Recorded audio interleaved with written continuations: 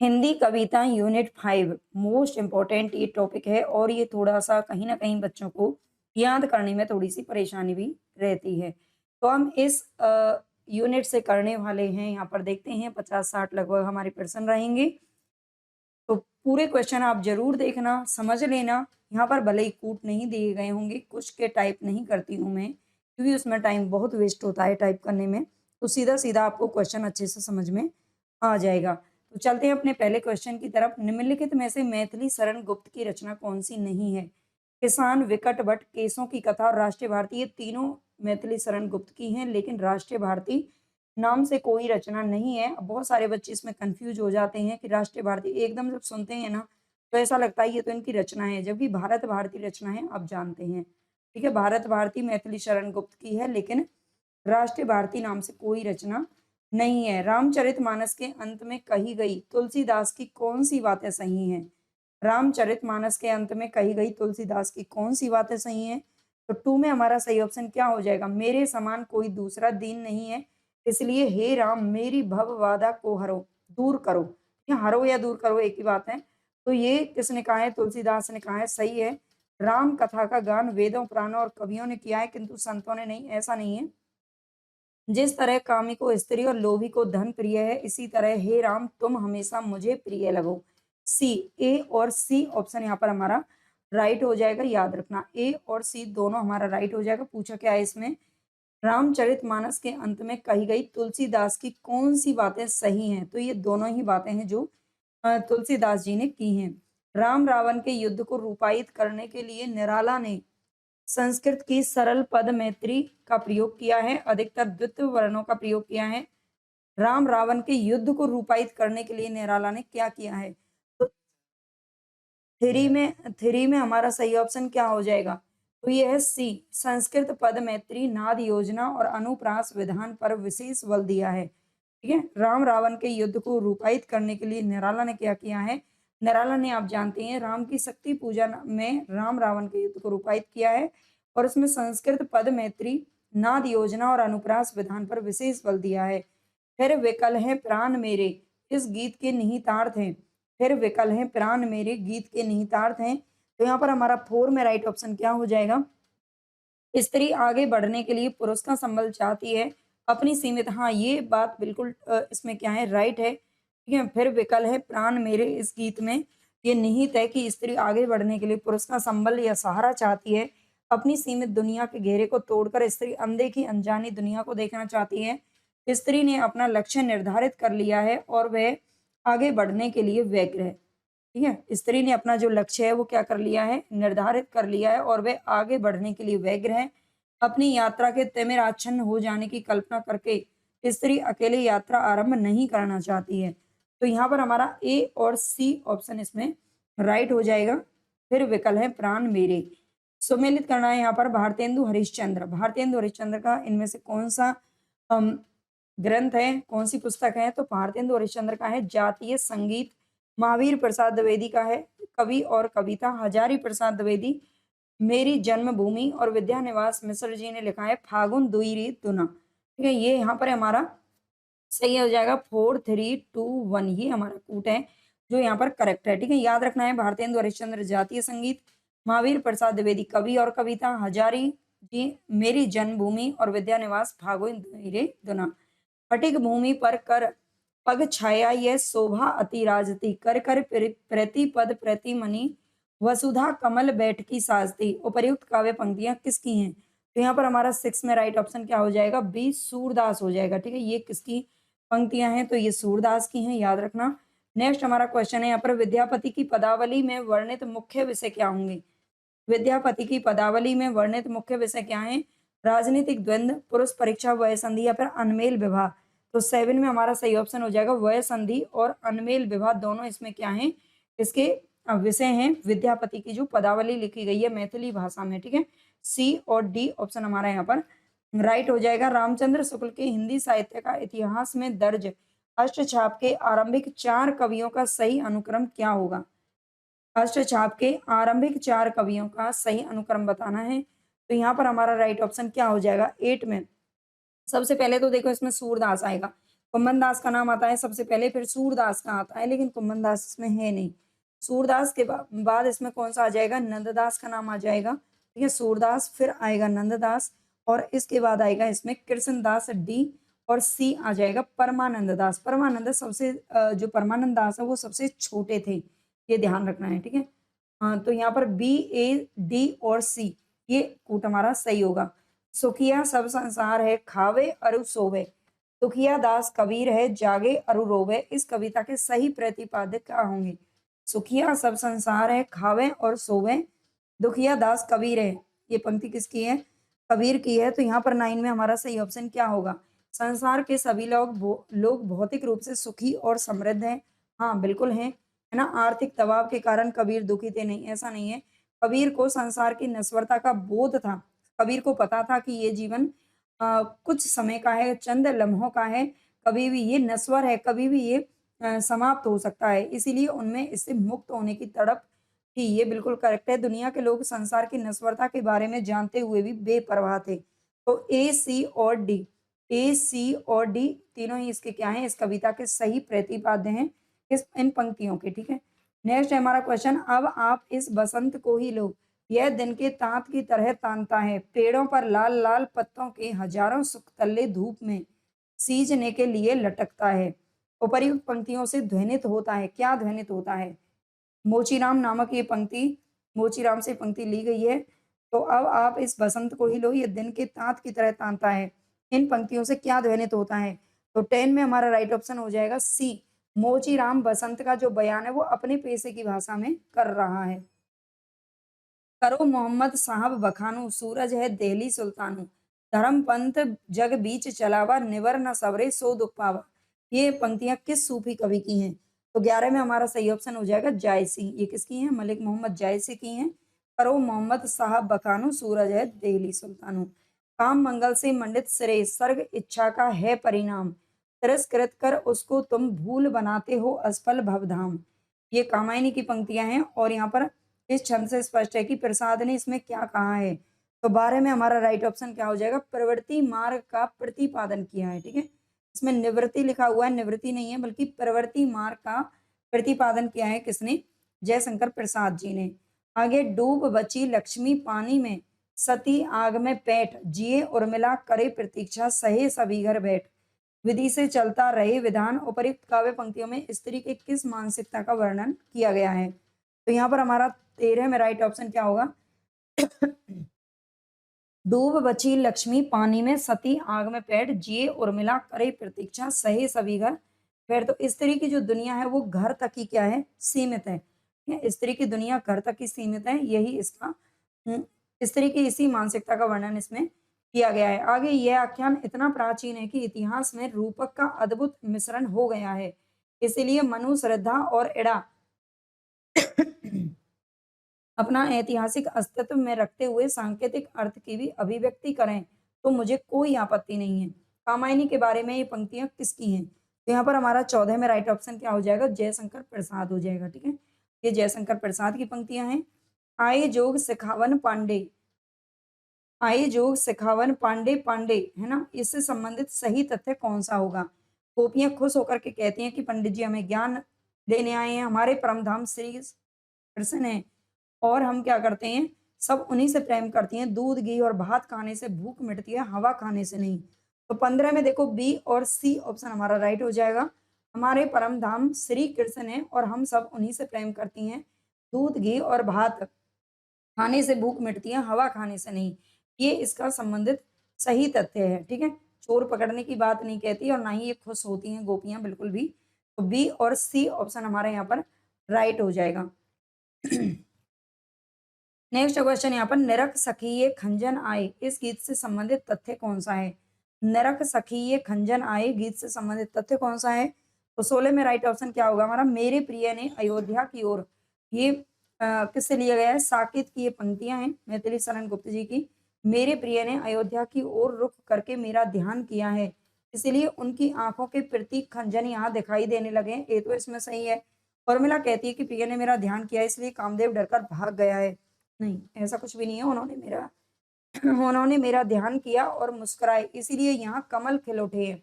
तो ए और सी यहाँ पर हमारा सही हो जाएगा। ये सभी पीवाईक्यू हैं जो पहले यूजीसी नेट की अलग अलग परीक्षाओं में पूछे गए हैं।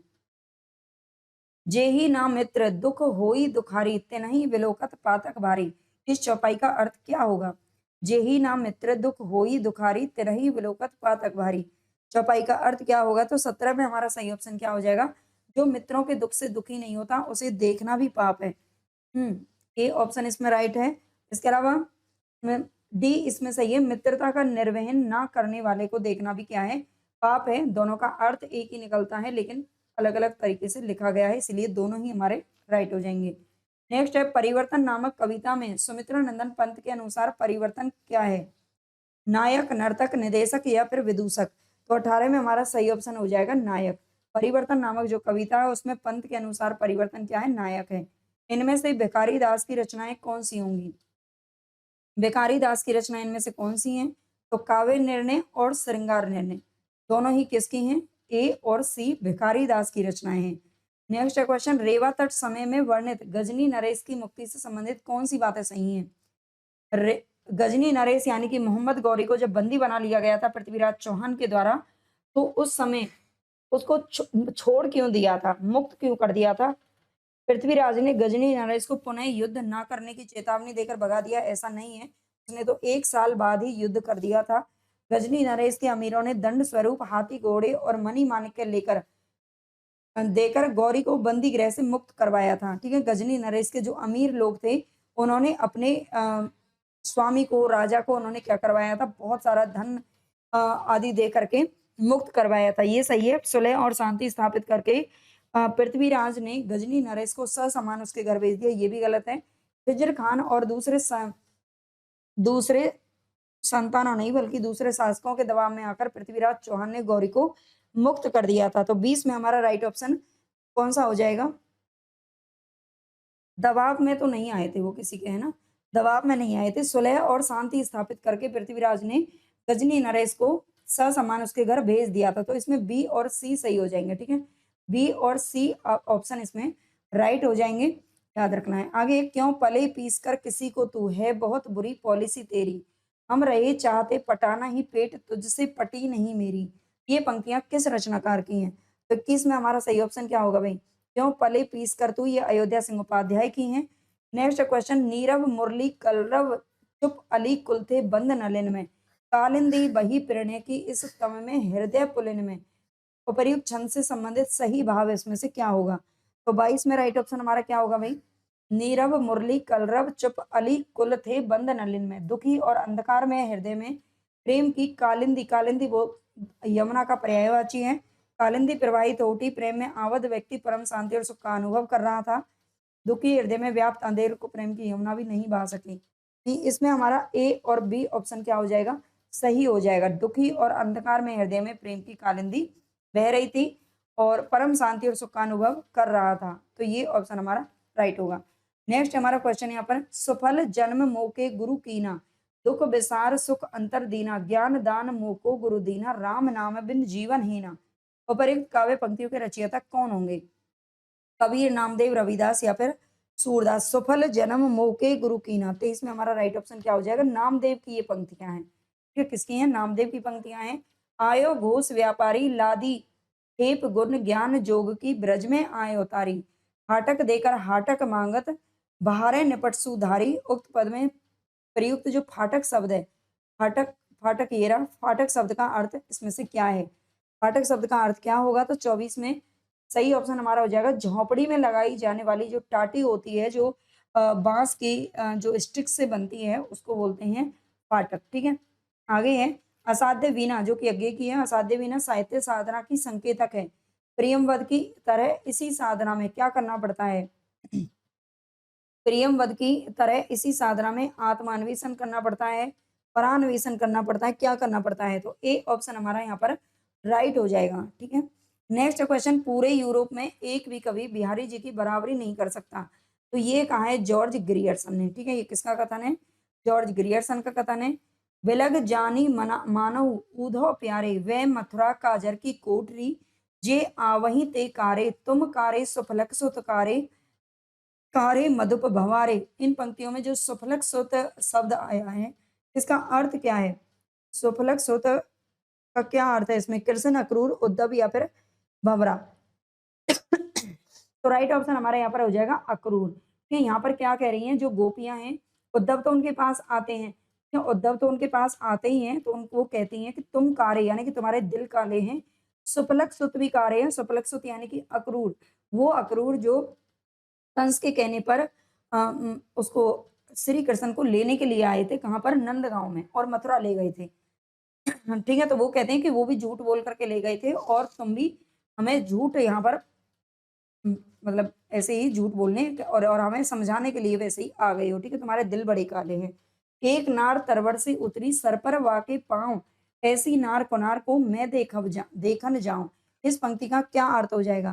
तो 28 में हमारा सी ऑप्शन सही होगा, मैना। ठीक है, मैना ऑप्शन हमारा राइट हो जाएगा। नेक्स्ट क्वेश्चन, मलिक मोहम्मद जायसी ने पद्मावत में 12 मासा का प्रयोग 12 मासा का वर्णन किस माह से शुरू किया है?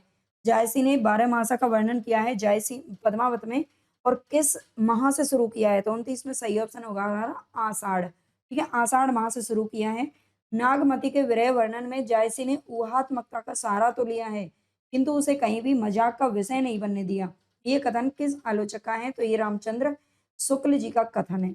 नेक्स्ट क्वेश्चन यहाँ पर, निम्नलिखित में से कौन सी कृति है जो मलूक दास की नहीं है? इनमें से कौन सी कृति मलूक दास की नहीं है? तो ज्ञान समुद्र इनकी नहीं है। ठीक है, ज्ञान बोध है रतन खान, भक्ति विवेक, लेकिन ज्ञान समुद्र इनकी नहीं है। ज्ञान समुद्र सुंदर दास की है। नेक्स्ट है, बालकृष्ण शर्मा नवीन ने किस पत्रिका का संपादन किया? बालकृष्ण शर्मा नवीन ने किस पत्रिका का संपादन किया? प्रभा, स्त्री दर्पण, जागरण या फिर कर्मवीर? तो 32 में हमारा ए ऑप्शन सही हो जाएगा। इन्होंने प्रभा का किया था, और ये किया था 1921 से लेकर के 23 तक। और कहाँ से किया था? तो ये कानपुर से किया था, ये भी आपको याद रखना है। नेक्स्ट है हमारा क्वेश्चन यहाँ पर, निराला की कविताओं के संबंध में सत्य कथन क्या होगा? निराला की कविताओं के संबंध में सत्य कथन क्या है? पान में ही चूना, यह कुकुरमुत्ता कविता की पंक्ति है क्या? 33 में राइट ऑप्शन हमारा क्या हो जाएगा? निराला की कविताओं के संबंध में सत्य कथन बताना है, तो इसमें ए बिल्कुल सही है। ये तो कुकुरमुत्ता कविता की पंक्ति है, पान में मैं ही चूना, वह हंसी बहुत कुछ कहती थी, यह पंक्ति बांधो न नाव, ये गलत है। ठीक है, ये क्या है? गलत है। गरजो हे मंद्र वज्र स्वर, ये पंक्ति बादल राग कविता में है, इसमें है ये बादल राग कविता में, ये भी गलत है। रिजु कुटिल प्रसार कामी केस गुच्छ, यह पंक्ति जागो फिर एक बार कविता में है, डी सही है। अरे वर्ष के,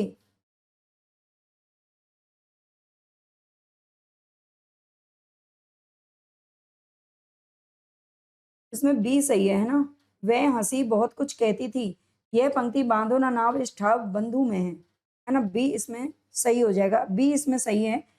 आगे है ना? बी इसमें भाई सही हो जाएगा। और इसके बाद, अरे वर्ष के हर्ष, यह पंक्ति गर्जन से भर दो वन कविता में आई है। ये गलत है। ठीक है, सी और ई इसमें गलत है, यानी कि ए, बी और डी ऑप्शन हमारा सही हो जाएगा। देखो, इस प्रकार के प्रश्न खूब बनते हैं कि कौन सी पंक्तियां आपको किस कविता से, वो आपको याद रखनी पड़ेंगी। ठीक है, इनको याद रखना बहुत जरूरी है। आगे है, साकेत के प्रारंभिक 5 सर्ग किस पत्रिका में प्रकाशित हुए थे? साकेत के प्रारंभिक 5 सर्ग किस पत्रिका में प्रकाशित हुए थे? राइट ऑप्शन हमारा हो जाएगा सरस्वती पत्रिका में। ठीक है, सरस्वती में हुए थे। यहाँ पर आपको मिलान करना है सूची 1 का सूची 2 से। बारिश में भीगते बच्चे, बारिश में भीगते बच्चे किसकी रचना है? तो 35 में हमारा सही ऑप्शन भी देखो क्या होगा। बारिश में भीगते बच्चे ये किसका है? रामदरस मिश्र जी का है। हवा में हस्ताक्षर आप जानते हैं कैलाश वाजपेयी का है। बेहतर दुनिया के लिए, बेहतर दुनिया के लिए ये क्या किसका है? विश्वनाथ प्रसाद मिश्र का है। और कविता में औरत ये अनामिका का है। ठीक है, ये किसका है? कविता में औरत अनामिका की रचना है। तो राइट ऑप्शन हमारे यहाँ पर क्या हो जाएगा? 2 3 4, 2 3 4 1। ठीक है, बी ऑप्शन हमारा यहाँ पर राइट हो जाएगा। बारिश में भीगते बच्चे रामदरस मिश्र की रचना है, कविता है। हवा में हस्ताक्षर कैलाश वाजपेयी। बेहतर दुनिया के लिए विश्वनाथ प्रसाद मिश्र तिवारी। और कविता में औरत अनामिका की है। नेक्स्ट क्वेश्चन यहाँ पर, शक्तिशाली हो विजयी बनो, यह आह्वान कामायनी के किस सर्ग में मिलता है? शक्तिशाली हो और विजयी बनो, यह आह्वान कामायनी के किस सर्ग में मिलता है? तो 36 में ए ऑप्शन हमारा सही हो जाएगा, श्रद्धा सर्ग में मिलता है। ठीक है। श्रद्धा जो कि तीसरे नंबर का सर्ग है। यहाँ पर नंबर भी पूछ लिए जाते हैं कि ये किस नंबर का सर्ग है, तो आपको ये 15 के 15 क्रम से याद होने चाहिए, पढ़ लेना एक बार। सांदे गीत में संकलित महादेवी कर्मा वर्मा की कविताएं नहीं है। सांदे गीत में संकलित महादेवी वर्मा की कविताएं कौन सी नहीं है? बीन भी हूं मैं तुम्हारी रागनी भी हूं, मैं नीर भरी दुख की बदली, फिर विकल है प्राण मेरे, मधुर मधुर मेरे दीपक जल। नहीं पूछ रहा है, तो 37 में हमारा सही ऑप्शन क्या होगा भाई? 37 में हमारा सही ऑप्शन क्या हो जाएगा? देखो, सांदे गीत में संकलित महादेवी, एक तो बीन भी हूँ मैं तुम्हारी रागनी भी हूँ, ये नहीं है। ठीक है, मैं ये किसमें है? नीरजा काव्य संग्रह में है, नीरजा में है। ठीक है, और इसके अलावा मैं नीर भरी दुख की बदली, ये तो है। ठीक है, ये सांदे गीत में है। फिर विकल है प्राण मेरे, ये भी है। मधुर मधुर मेरे दीपक जल, ये भी नहीं है, ये भी नीरजा के अंदर है। ठीक है, किसमें है? नीरजा में है। निश्वासों का नीड़, ये निहार में संकलित है। किसमें है? निहार में संकलित है। तो ए डी और ई, यहाँ पर ए ऑप्शन हमारा राइट हो जाएगा। ठीक है,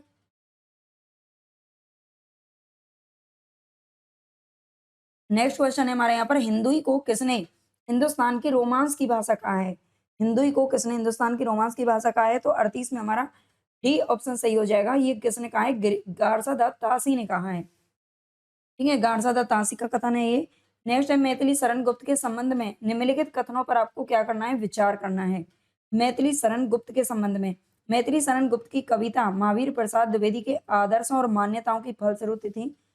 39 में हमारा ए ऑप्शन बिल्कुल सही है। मैथिली शरण गुप्त की जो कविता है वो महावीर प्रसाद द्विवेदी के आदर्शों और मान्यताओं की फलश्रुति थी। मैथिली शरण गुप्त अपना गुरु मानते थे, किसको? महावीर जी को। ठीक है, तो ये बात बिल्कुल सही है। मैथिली शरण गुप्त का जन्म बांदा में हुआ था?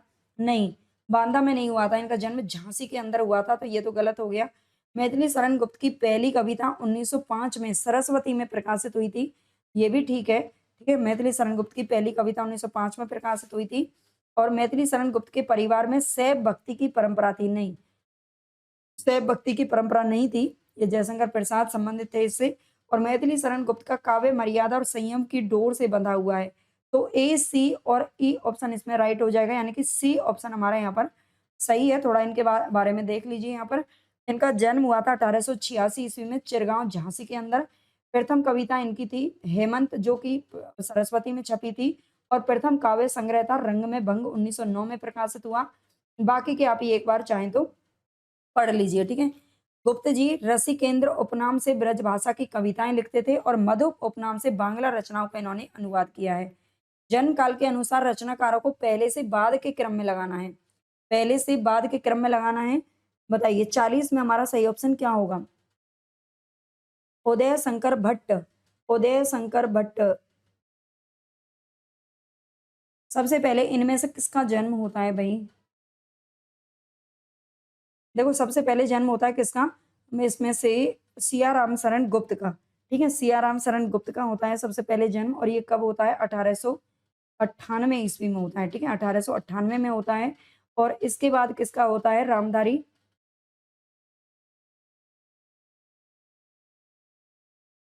नहीं, इनका 95 में होता है। ठीक है, इनका 95 में होता है। उदय शंकर भट्ट का होता है 1898 में, सबका जन्म लगा देती हूँ एक बार।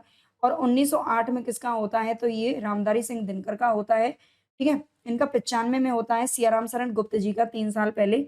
और श्याम नारायण पांडे की अगर बात करें तो इनका जन्म होता है 1906 ईस्वी में, दिनकर जी के 1 साल छोटे थे। सोहन लाल द्विवेदी का जो जन्म है ये 1907 में हुआ था। हजारी प्रसाद द्विवेदी का जन्म भी इसी साल हुआ था। ठीक है, हजारी प्रसाद द्विवेदी और हरिवंश राय बच्चन का। तो ऐसे करके एक दूसरे के साथ में याद रखिए, तो याद रह जाते हैं। अब यहाँ पर हमारा सबसे पहले जो जन्म है वो सियाराम शरण गुप्त का है, यानी कि सी तो 2 में दे रखा है, फिर ए आ जाएगा, यानी कि ए ऑप्शन हमारा यहाँ पर राइट हो जाएगा। ठीक है, लगा लेना इनको, सबके जन्म ऐसे आपको याद रखने पड़ेंगे। परि घोर तन दग मम अग जुहव सरंतान, अब यह मत विचारिए लरन मरन परवान। पृथ्वीराज रासो में ये किस पात्र का कथन है? तो यहाँ पर 41 में हमारा राइट ऑप्शन भाई क्या हो जाएगा? 41 में तो ये पृथ्वीराज चौहान। ठीक है, किसका है? ये पृथ्वीराज चौहान का कथन है। बिहारी के काव्य के संबंध में वासुदेव सिंह का कथन क्या होगा? बिहारी के काव्य के संबंध में वासुदेव सिंह का कथन कौन सा है? तो 42 में हमारा सही क्या होगा? बिहारी ने सामंती प्रेम का अत्यंत निष्ठापूर्वक वर्णन किया है, बिल्कुल सही है। अनुभाव और हाव भावों की सुंदर योजना है। क्रमगत पद विन्यास का विनियोग हुआ है। भारतीय साहित्य में बिहारी का जैसा काव्य दुर्लभ है। उनके लिए प्रेम जीवन मरण का प्रश्न नहीं है बल्कि क्रीड़ा मात्र है। तो ये दोनों जो प्रेम वाले जो कथन है ये किसने कही है? वासुदेव सिंह ने कही है। ठीक है, बिहारी के काव्य में देखो ये क्वेश्चन भी पूछा गया है। अब आप सोच सकते हो, अब पहले जो आपने शुरू के प्रश्न देखे थे वो बहुत पुराने हैं, जैसे कि 2017 का 15 का। ठीक है, और अब जो प्रश्न है वो इस तरह से थोड़े पूछे जा रहे हैं, तो पढ़ लेना इनको अच्छे से। ठीक है, ये क्या कह रहा है 42 में हमारा सही ऑप्शन क्या हो जाएगा? ए और ई हो जाएगा, यानी कि सी ऑप्शन हमारा यहाँ पर राइट है। आगे है, धूमिल की किस कविता में एकता युद्ध की और दया अकाल की पूंजी के रूप में बताई गई है? धूमिल की कौन सी कविता है जिसमें एकता युद्ध की और दया अकाल की पूंजी है? 43 में राइट ऑप्शन क्या होगा? अकाल दर्शन। ठीक है, अकाल दर्शन में बताया गया है। धूमिल की कविता अकाल दर्शन में एकता युद्ध की और बताई गई है। धूमिल हिंदी के समकालीन कविता के दौर के मील के पत्थर सरीखे कवियों में एक हैं। इनके 3 काव्य संग्रह प्रकाशित हुए। संसद से सड़क तक 1972, कल सुनना मुझे 1976, सुदामा पांडे का प्रजातंत्र 1989, जो कि धूमिल समग्र नाम से 3 खंडों में प्रकाशित है। इन्हें मरणोपरांत 1979 ईस्वी में कल सुनना मुझे काव्य संग्रह के लिए साहित्य अकादमी पुरस्कार भी मिला। धूमिल की लोकप्रिय कविताएं हैं मोचीराम, 20 साल बाद, पटकथा, रोटी और संसद, लोहे का स्वाद और नक्सलवाड़ी। निम्नलिखित में से सुदामा पांडे धूमिल की कविताएं कौन सी हैं? 44 में हमारा सही ऑप्शन क्या होगा? नक्सलवाड़ी, मोचीराम, अकाल दर्शन, रोटी और संसद। सारी इन्हीं की हैं। ठीक है, ए बी सी और डी, इसमें उपर्युक्त सभी होना चाहिए था। सारी की सारी इन्हीं की रचनाएं हैं। भूख कौन उपजाता है? वह इरादा जो तरह देता है, या वह घृणा जो आंखों पर पट्टी बांधकर हमें घास की सट्टी में छोड़ आती है? ये काव्य पंक्तियां सुदामा पांडे धूमिल की किस कविता से ली गई हैं? तो कविताओं की पंक्तियां आपको याद रखनी है। 45 में हमारा सही ऑप्शन हो जाएगा ए, अकाल दर्शन। ठीक है, भूख कौन उपजाता है, अकाल दर्शन की पंक्तियां हैं। भवानी प्रसाद मिश्र का पहला काव्य संग्रह कौन सा है?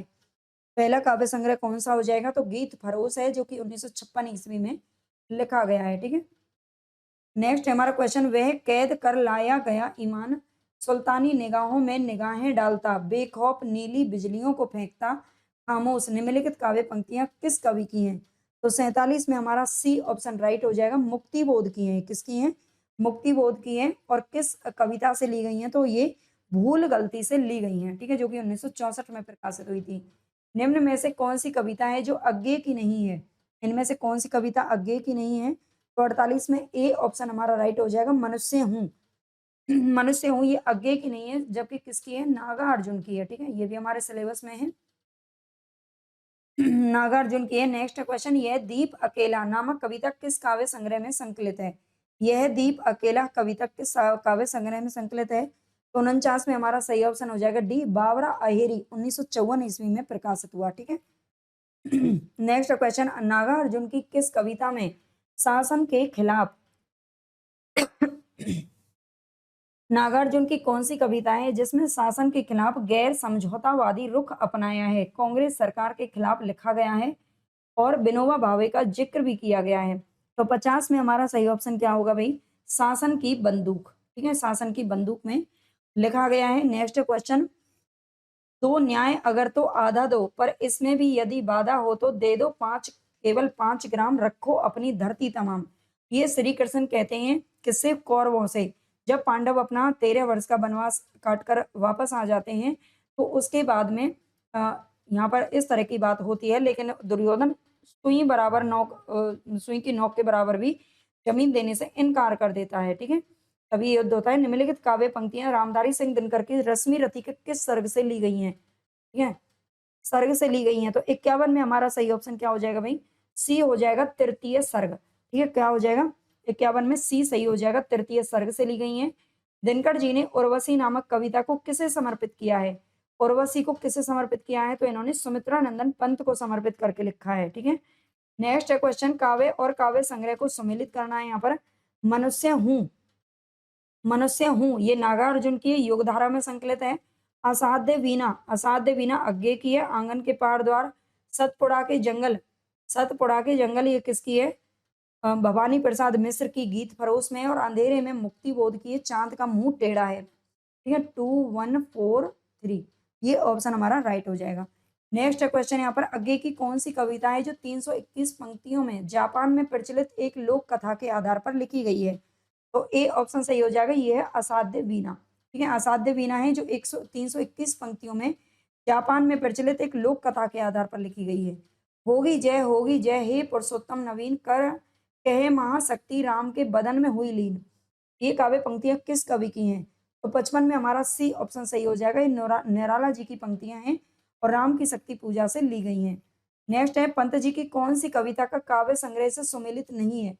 आपको सारी कविताएं और उनके काव्य संग्रह याद रखने हैं, इस तरह का क्वेश्चन पूछा जा चुका है। ठीक है, तो परिवर्तन किस में संकलित है? 56 में देखिए, परिवर्तन जो 1924 में प्रकाशित हुई थी पहले, और ये पल्लव नामक काव्य संग्रह में 1928 में संकलित की गई, ये तो राइट है।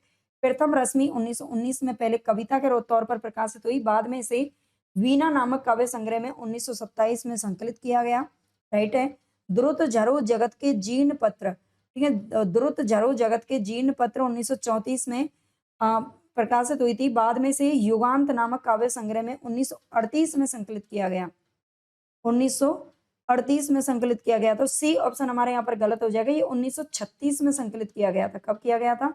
ये तो सही है, युगांत में किया गया था, लेकिन 36 में किया गया था, 38 में नहीं।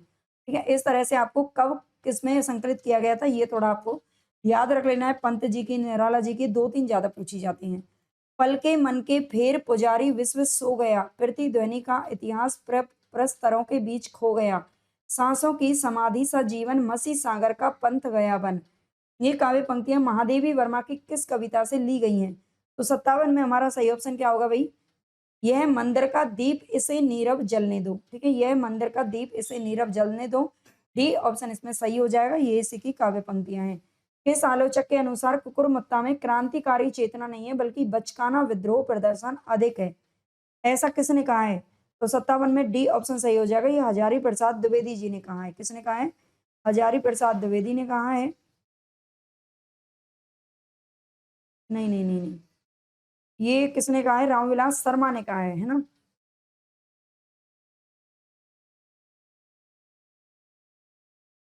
एक सेकंड भाई, यहाँ पर सी ऑप्शन हमारा सही हो जाएगा, डॉक्टर रामविलास शर्मा। ठीक है, इन्होंने कहा है क्रांतिकारी चेतना नहीं है बल्कि बचकाना विद्रोह अधिक है। निराला की किस कविता का प्रारंभ राम और रावण के युद्ध की विभीषिका के वर्णन से होता है? निराला की किस कविता का प्रारंभ राम और रावण के युद्ध, तो ये होता है राम की शक्ति पूजा का। ठीक है, राम की शक्ति पूजा से होता है 59 में, जो अनामिका में संकलित है। नेक्स्ट है, कामायनी के सारे प्रतीक आधुनिक जीवन से लिए गए हैं ना कि पौराणिक या मिथकीय संदर्भों से, ये कथन किस आलोचक का है? तो 60 में हमारा सी ऑप्शन सही हो जाएगा, डॉक्टर इंद्रनाथ मदान। किस आलोचक का है ये? तो इंद्रनाथ मदान का कथन है, याद रखना। नेक्स्ट क्वेश्चन, निम्नलिखित कविता और काव्य संग्रह से संबंधित कौन सा कथन है जो गलत है? यहाँ पर भी देखो एक और क्वेश्चन इस तरीके का पूछा गया है। सरोज स्मृति अनामिका नामक काव्य संग्रह में संकलित है, ए ऑप्शन। 61 का ए तो ठीक है ना। सरोज स्मृति किसमें? अनामिका में संकलित है। जागो फिर एक बार परिमल में संकलित है। मैं नीर भरी दुख की बदली सांदे गीत नामक काव्य संग्रह में संकलित है। कुकुरमुत्ता अर्चना नामक, नहीं, अर्चना में नहीं है, ये किसमें? कुकुरमुत्ता नामक काव्य संग्रह में ही संकलित है। ठीक है, कुकुरमुत्ता नामक जो काव्य संग्रह उसी में संकलित है। तो डी ऑप्शन हमारे यहाँ पर क्या हो जाएगा? राइट हो जाएगा, याद रखना। पंत जी ने अपने किस काव्य संग्रह को अपना दुधमुहा प्रयास कहा है? दुधमुहा प्रयास कहा है, किसको कहा है? तो ये वीणा को कहा है। ठीक है, वीणा को कहा है। नेक्स्ट, नील परिधान बीच सुकुमार, खुल रहा मृदुल अध खुला अंग, खिला हो ज्यों बिजली का फूल, मेघवन बीच गुलाबी रंग। ये काव्य पंक्तियां कामायनी के किस सर्ग से ली गई हैं? किस सर्ग से ली गई हैं? तो ये श्रद्धा से ली गई हैं। काव्य पंक्तियां इस तरह से आपको याद रखनी है। ठीक है, क्लास आपको अच्छी लगी हो तो भाई यूट्यूब चैनल को भी सब्सक्राइब और लाइक जरूर कर लेना सारे बच्चे, और सभी इस तरह के क्वेश्चंस को सभी को याद रख लेना। बाकी आगे 2026 के जनवरी में जो क्वेश्चन पूछे गए थे वो इसमें संकलित नहीं है, अगर होंगे मैं उनको करवा दूंगी। ठीक है, बाद में। तो उम्मीद करती हूँ कि ये क्लास आपके लिए काफी यूजफुल रहेगी। पता चलता है कि आपको किस तरह के प्रश्न है जो पूछे जा रहे हैं, और पीवाईक्यू करने का यही सबसे बड़ा फायदा होता है। कुछ क्वेश्चन है जो सीधे सीधे पूछे लिए जाते हैं 10-5, लेकिन सबसे बड़ी बात है पीवाईक्यू करने से ये पता चलता है कि क्वेश्चन किस तरीके से पूछे जा सकते हैं। ठीक है, तो ये जरूर कर लिया करो इनको।